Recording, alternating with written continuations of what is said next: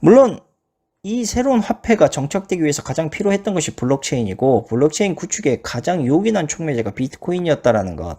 그러니까 CBDC 화폐 출현을 서두르기 위한 촉매제, 그 두 가지가 바로 비트코인과 메로나 사태였다라고 저는 생각을 하고 있는 것이죠.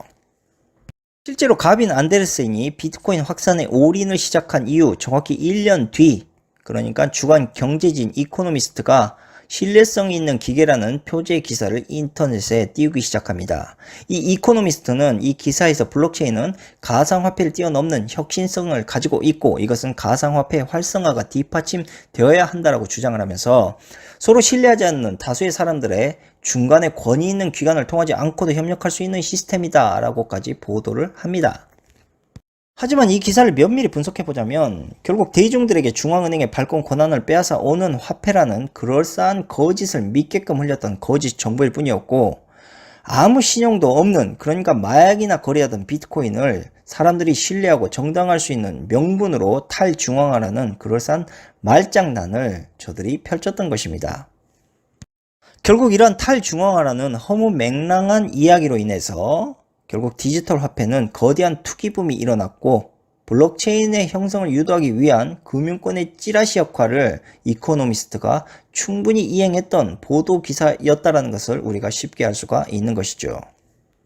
자, 메로나 사태 이후 일본의 엔화, 미국 달러, 영국 파운드와의 양적 완화 정책, 미친듯이 돈을 뿌려대고 있었던 것 모두 단일화폐 출현의 명분을 위한 인플레이션 촉발입니다. 그리고 화폐가치 붕괴 현상을 저들 스스로가 그렇게 만든 것이고, 새로운 화폐, 즉 지금의 CBDC 화폐 출현을 앞당기고자 하는 거대한 계획의 일환 중 하나였던 겁니다. 한마디로 메로나 사태 확산에 따른 비대면 열풍과 전자 결제 활성화로 현금 사용이 점점 줄어들고 있는 것도 우연이 아니고, 여기에 인플레이션 기조를 이용해 실제 화폐를 걷어들이면서 새로운 단일화폐 시스템을 적용시킬 준비를 하고 있는 것 또한 우연이 아닙니다. 이러한 급격한 화폐 가치 하락, 즉 붕괴로 인해서 자연스럽게 금융 환경의 변화 역시 심화되기 시작을 했고, 각국의 중앙은행들 어쩔 수 없이 가치가 떨어진 종이화폐를 버리고 디지털 화폐로 눈을 돌리게 되는 것 우연이 아닙니다. 한국은행 역시도 그 흐름에 동참하고 있는 것 역시 우연이 아니고 단일화폐 정책을 열심히 추진하고 있는 것이죠. 자, 이것은 우리가 좀만, 그러니까 나무를 보지 말고 숲을 보게 되면 금방 알 수 있는 부분입니다. 뉴스 같은 경우는 너무 나무만 보여주니까 사람들이 숲을 못 보는데 아주 쉬워요. 자, 비트코인과 메로나 사태, 이 두 가지를 놓고 우리가 멀리 봤을 때 이 모든 사태가 결국 정확한 타임에 화폐 패러다임 변화에 집중되어 있다는 것을 금방 아실 수 있습니다. 자, 이렇게까지 숲을 보여드리도록 말씀드리는데 이해를 못하고 이게 모두 우연으로 생긴 것이다 라고 생각한다면 뭐 더 이상 제가 드릴 말씀은 없습니다. 자, 어쨌든 비트코인의 이야기는 이쯤에서 하고 CBDC에 대해서 간략히 좀 더 이야기해보죠. 이 CBDC는 비트코인과는 완전 다른 화폐 개념입니다. 그러니까 중앙은행이 전자적 형태로 발행하는 디지털 화폐이기도 하고, 암호화폐와 마찬가지로 블록체인 기술을 활용하고 있는 것은 동일하지만 기존의 법정화폐와 1대1로 교환할 수 있다는 점이 그 신용도를 극대화하고 있다는 것이죠.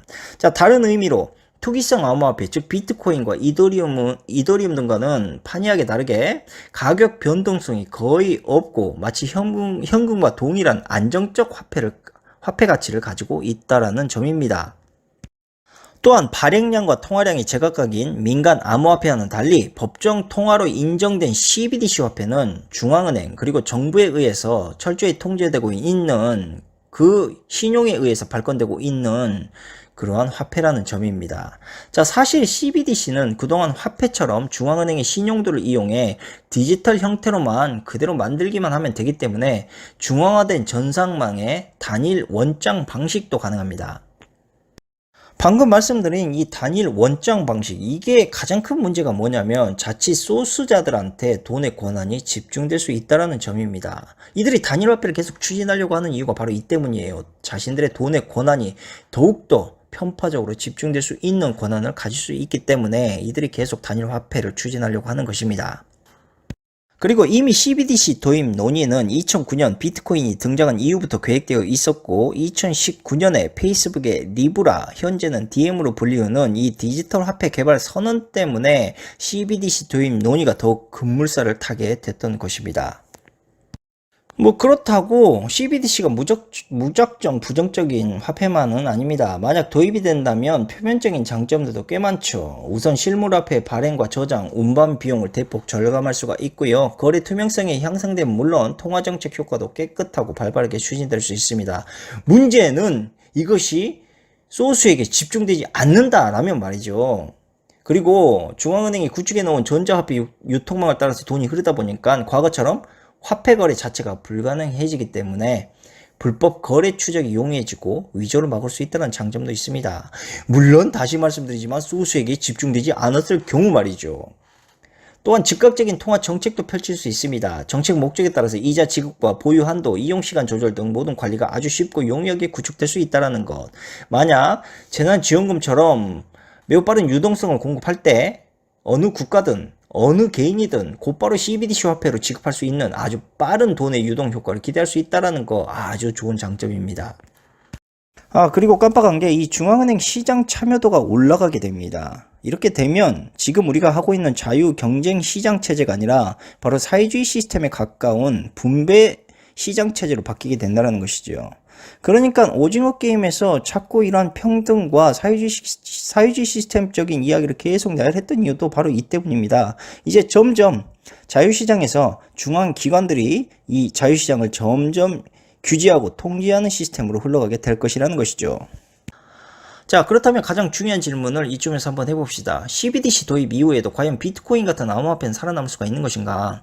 아마도 늘 그동안 이야기해왔지만 비트코인 같은 투기성 화폐는 중앙은행의 신용성이 없기 때문에 화폐라는 지급 수단으로서의 기능은 그만큼 퇴색될 수밖에 없는 거고, 아마도 이것은 다른 용도로 활성화될 것이다 라고 보는 게 좋을 것 같습니다. 사라지지 않는다는 이야기죠. 아까 말씀드렸다시피.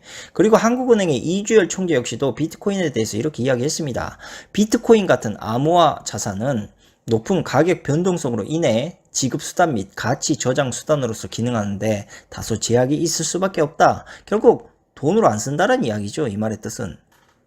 뭐 당연한 것이겠지만 이 시국에 중앙은행의 CBDC가 도입이 된다면 어떻게 되겠느냐? 즉 CBDC 발행 이후 디지털 화폐 시장에서 쓰레기 코인들 솎아내는 거 당연한 거겠죠. 결국 대부분의 코인들이 상당히 상폐당하거나 사라지게 될 위기에 처하게 될 것이다.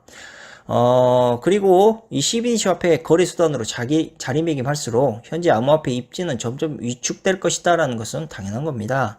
그러니 비트코인은 여전히 아직 사람들의 관심 속에 머물러 있고 지금은 금과 같은 가치를 부여하고 있지는 않지만 그럼에도 여전히 희속성, 영속성, 편의성 등의 가치 저장 수단으로서 비트코인의 매력은 아직 유효하다. 그리고 앞으로도 유효할 것이다 라고 생각을 합니다. 자, 방송을 함축적으로 짧게 요약을 해보자면 비트코인은 단일화폐 출현을 위해 탄생되어진 필연적인 디지털 화폐였으며 비트코인은 과거 1980년부터 논문으로 제한되었던 암호화폐 소스코드를 인용해서 그대로 탄생되었고 이 과거 코인들은 모두 JP모건과 골드만삭스 같은 월가의 은행과 IBM의 합작품들이었습니다. 최근 IBM이 블록체인 관련 사업을 철수시키고 있는 이유도 수익성 악화라기보다는 거의 모든 블록체인 인프라 기반이 완성되었기 때문에 굳이 더 이상 IBM이 이 사업에 투자할 이유가 없기 때문입니다. 결국 비트코인의 출현은 이미 예정되었던 것이었고 이것은 당연스럽게도 현재 중앙은행의 금권력, 더 나아가 중앙은행을 통제하는 BIS 기관이 가장 큰 수혜를 입었습니다. 제가 그동안 늘 방송을 통해서 말씀드렸지만 이 같은 장막 속의 진실을 알고 싶다면 그 장막 뒤에서 누가 가장 큰 이익을 얻었느냐. 그런데 이게 메로나 사태 이후 점점 명확히 드러나고 있질 않습니까? 즉 비트코인을 중심으로 코인 시장을 통한 블록체인 구축으로 인해 전 세계를 통합하는 단일 화폐가 현실화되고 있고 이제 각국의 중앙은행들은 BIS 산하의 통제로 완벽한 단일 화폐 시스템이 거의 최종 단계에 접어들고 있습니다. CBDC가 활성화되기 시작하면 이제 개인 전자지갑을 보유하게 될 것이고 CBDC를 통해 직접 이자를 매겨서 중앙은행 통화 정책이 강압적으로 추진되고 이러한 새로운 금융 옵션들은 마구마구 이제 사람들을 즉 대중의 금융에 적용시키기 시작할 것입니다. 반대로 만약에 CBDC가 디지털 화폐 경쟁에서 진다면 디지털 통화에서 주권을 상실해버리는 이른바 디지털 달러리제이션이 나타날 수 있는 가능성이 있고, 이것은 심각한 더블딥과 스태그플레이션의 경기 침체를 장기적으로 가져올 수 있는 위기에 봉착할 수도 있다라는 이야기입니다. 그러나 CBDC가 디지털 화폐 경쟁에서 패할 일은 결코 거의 없을 것으로 저는 사료가 되고, 그 이유는 여러 가지가 있습니다. 우선 CBDC 출현을 기점으로 해서 빅테크 기업들과 중앙은행, 공공기관 모두가 서로 손을 잡고 통화 경쟁을 가장한 채 단일화폐 시스템을 전세계 폭발적으로 적용시키려는 그런 행위, 이건 역시도 모두 그 중점이 중앙은행에 맞춰져 있고요.